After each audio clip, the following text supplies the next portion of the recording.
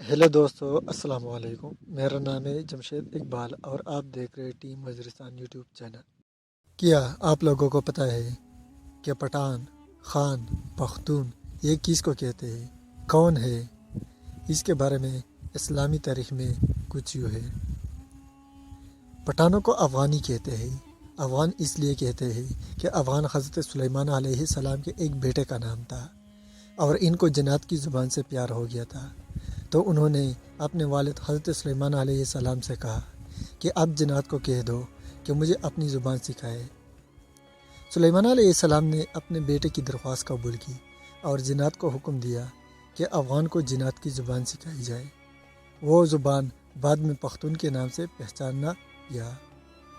پٹھان کی اصلیت اور قومیت کے بارے میں جو دلائل ہے وہ یہ کہ پٹھان حضرت ابراہیم علیہ السلام کی اولاد میں سے ہے اور حضرت اسحاق علیہ السلام کی اولاد ہے اور قومیت سے بنی اسرائیل ہے۔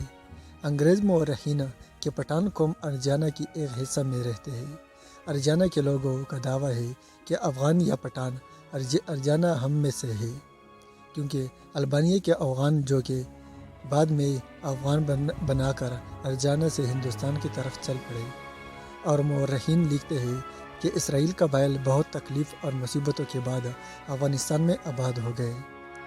جب حضور اکرم صلی اللہ علیہ وآلہ وسلم نے اسلام کی تبلیغ شروع کی اور لوگ جوگ در جوگ اسلام میں داخل ہونے لگے، تو اس وقت پٹھان قوم کا سردار، جس کا نام قیس عبدالرشید تھا، آپ نے پورے خاندان کے ساتھ محمد صلی اللہ علیہ وآلہ وسلم کی حضور میں حاضر ہوا اور محمد صلی اللہ علیہ وآلہ وسلم کے ہاتھ پر بیعت کر کے مسلمان ہو گئے۔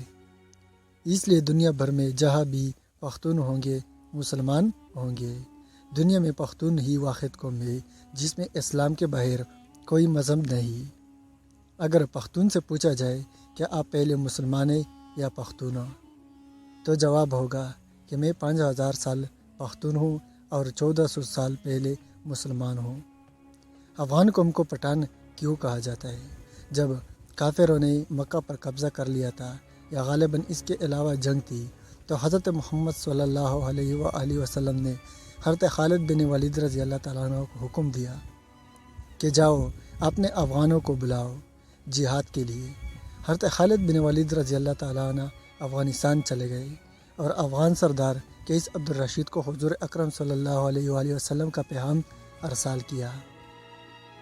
قیس عبدالرشید کی قیادت میں لشکر مکہ مکرمہ کی طرف روانہ ہوا۔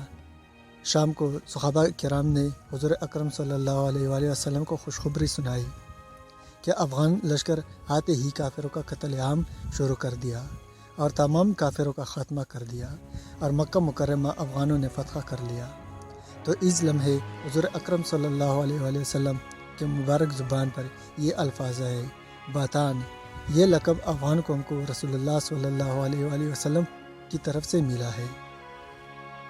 باتان لفظ عربی زبان کے ہی ہے، یعنی سخت ترین لکڑی، وہ جو سمندری جہاز میں لگایا جاتا ہے، جیسے سمندری پانی بھی کمزور نہیں کر سکتا۔ لفظ جب برصغیر پہنچا تو باتان سے پٹھان ہو گیا۔